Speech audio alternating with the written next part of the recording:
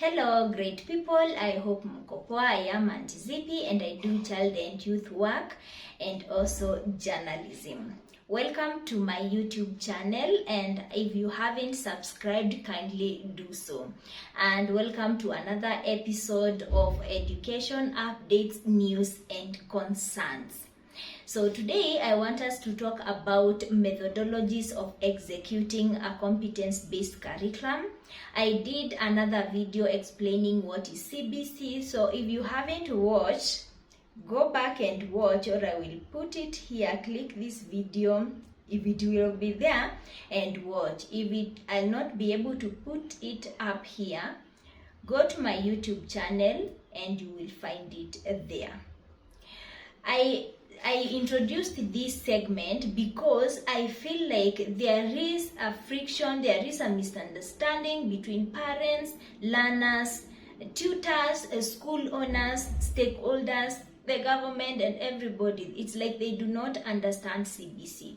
So I explained what CBC is. So I want us to move forward today to explain the methodologies of executing a competence-based curriculum so that you as a parent, you understand what is my role. What is my role here as a parent so that you play it well. Remember, I said that in CBC, no one is superior than the other. We are working as a team. We are collaborating. Students, tutors, society, parents, we are all participating in the process of learning. So it is not like 8-4-4, where teachers, their work is to teach. Your work as a parent was to pay school fees and buy revision books and papers, and the learners were to learn and pass exams. In CBC, it's totally different thing. It's all about collaboration. So I want to give you 10 points that will help you understand how to execute a competence-based curriculum so that even you as a teacher, you know where you are going wrong, and then you incorporate all these things, right? So point number one, or before even I go to the points, the methodologies of executing a competence-based curriculum, it is a learner-centered methodology to help the learner apply the knowledge that they've learned through a practical work, to enhance and to now transform the theory to a practical way. So whenever they are learning, they have to acquire the knowledge, yes, but also you have to transform that knowledge into a practical work. All these points, they are geared towards that. That is the way to execute a competence-based curriculum. So point number one, of course I've written them because it is a little bit heavier or complex so that I don't lie to you. Alright, so number one is a project-based learning, a PBL, project-based learning. I know you as a parent, you've seen learners coming home with certain projects, or they tell you we are carrying out this and this project with my group, and you as a parent, here is where you are supposed to come in. So they are given projects so that it triggers them to think critically in order to solve a certain problem. So these projects, they are not just there like the way in 8-4-4, you know you have to do a project, but you don't know why you are doing it, which problem you are solving. So in CBC, these projects, they are there to solve a certain problem or to help the learner think critically on how to solve a certain problem.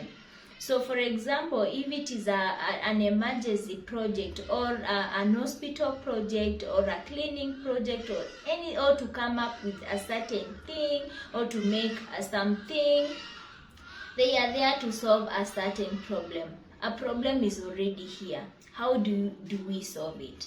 So project. They must do project, and you as a parent, you will come in at some point. So point number 2 is problem-based learning, PBL, problem-based learning. In CBC, as I have said, you have to solve a certain problem. It's not just about the learning.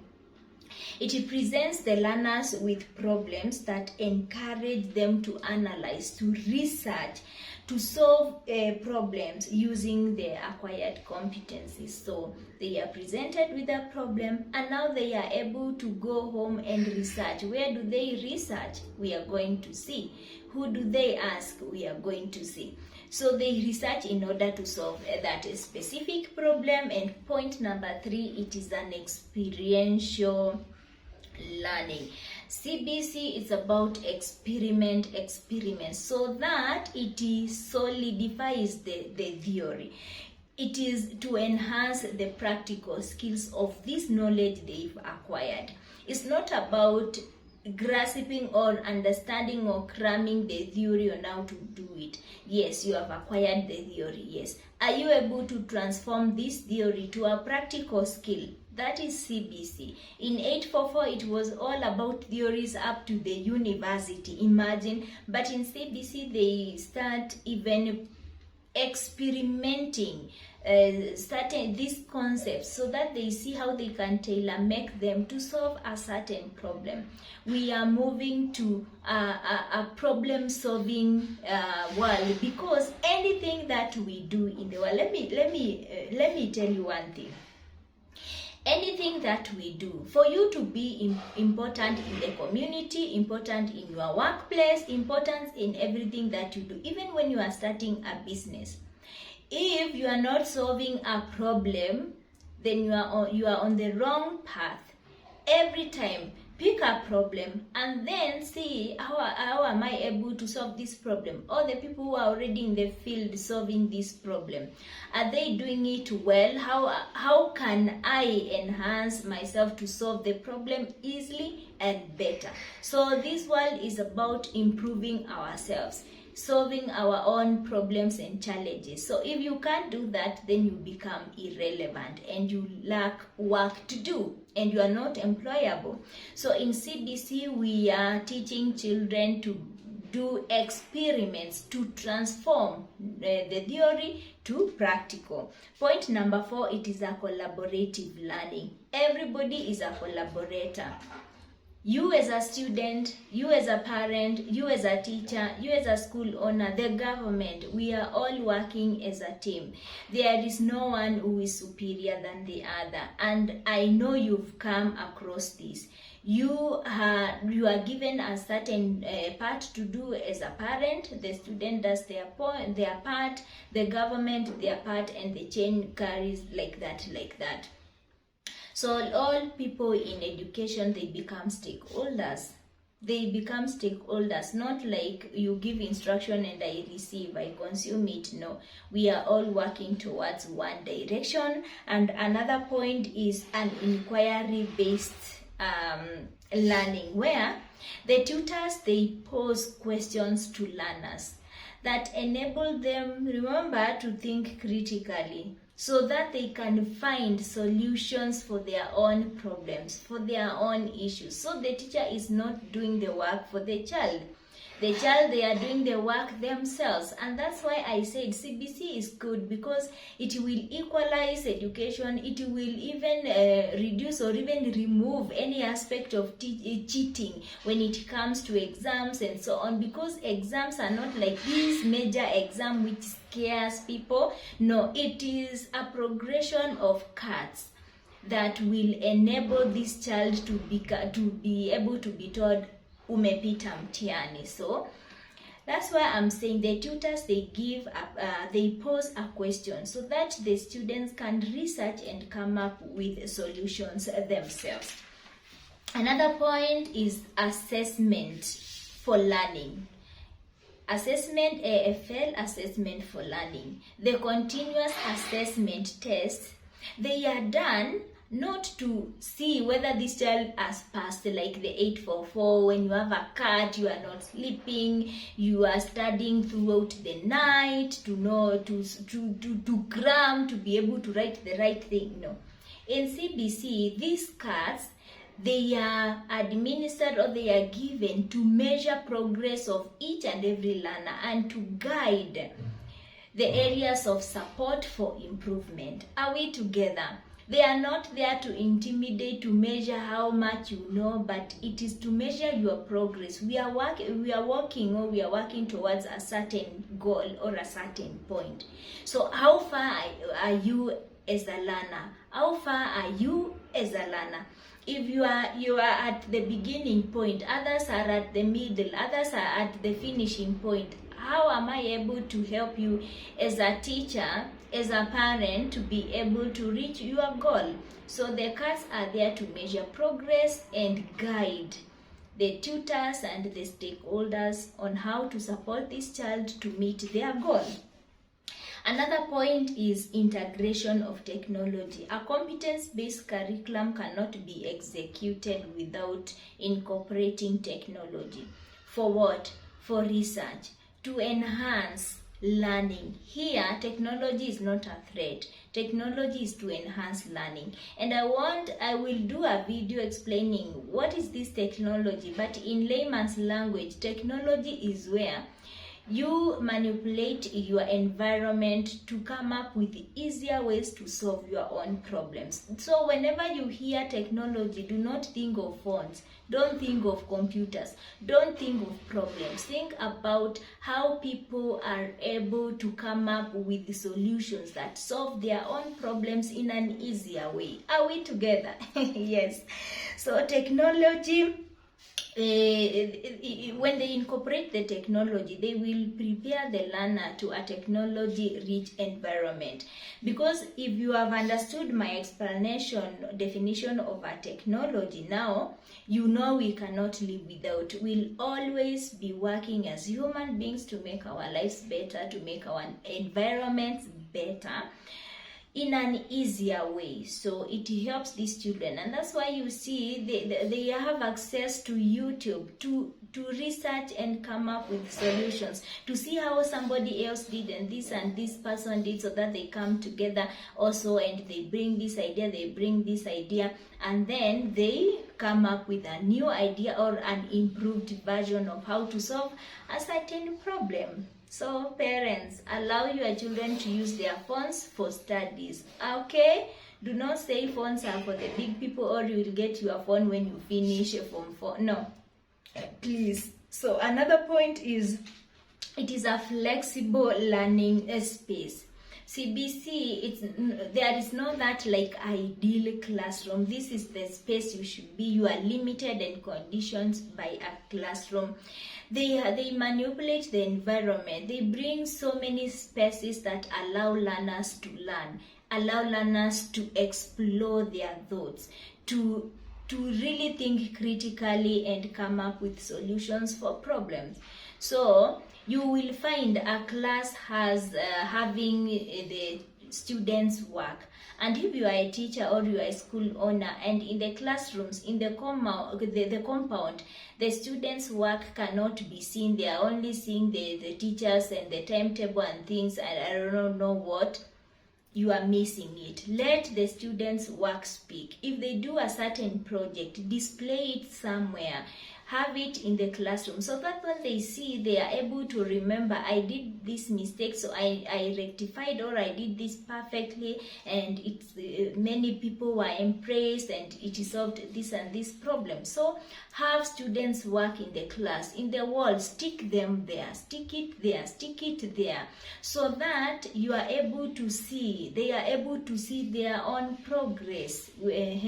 So if you are a school owner and you don't have that, you need to incorporate that. Or you are a teacher, you are done with project, you throw everything. No, let the projects remain in the school so that the learners can see their progress. Another point, it is personalized learning. In a competence-based curriculum or the CBC, the learners, they move the learning process. it is learner-centered, as we say. They move it. It's not the teacher doing it. So here, the students, they progress in their own pace to solve their own problems. You are just there to help, to guide them to achieve their goal. So because if it is doctor, they are working towards that. It is personalized, and you are not putting all people in one basket. No, you are not putting every child in one basket like 844, a child in Turkana, a child in Nairobi, all of them in one basket. No, in CBC, you go with your own pace while you are being assisted by the other stakeholders. I hope and I know you have seen this. If you see your child, and let me tell you, many parents think their children they are not bright or they are slow learners, and there is nothing wrong with being a slow learner. At the end of the day, it's learning. Doesn't matter if I'm a slow learner, and slow learners, they get it and it stays with them for so long. They are able to follow the process right. So do not yell at your child if you see they are not at the same pace with your neighbor's child. Every child learns at their own pace. Just help them to improve, to increase maybe the speed, but do not compare them with any other child. Like this and this child did their project in one day. You are taking a week. Let them do it. At the end of the day, they will do it. Just encourage them day by day so that they become better. And the last point is, it is a reflection and a feedback learning. The tutors, they create environments where they get feedback from the students, from you as a parent. Even the government collects feedback and gives guidelines from, they do research from the field so that they get feedback. In CBC, there is feedback.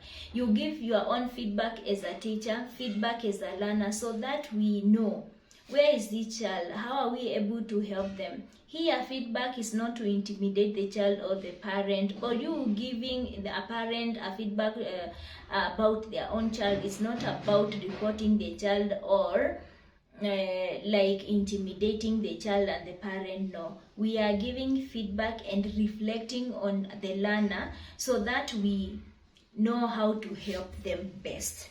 So you as a parent, if you are not reflecting on how your child is progressing in their learning journey, their education journey, then you are missing the point.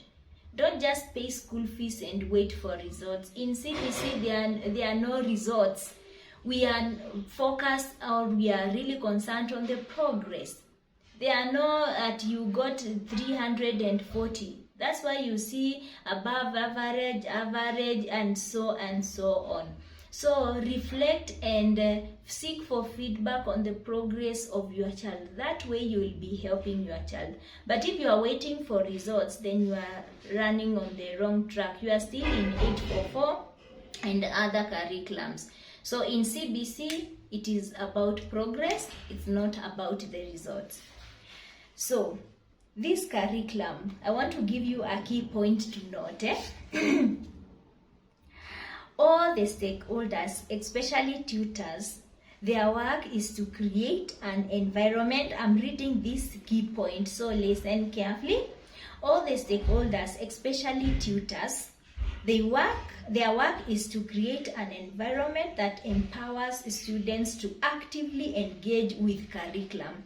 Actively engage with the curriculum, applying their competencies in a meaningful way, but not to become a slave of the curriculum.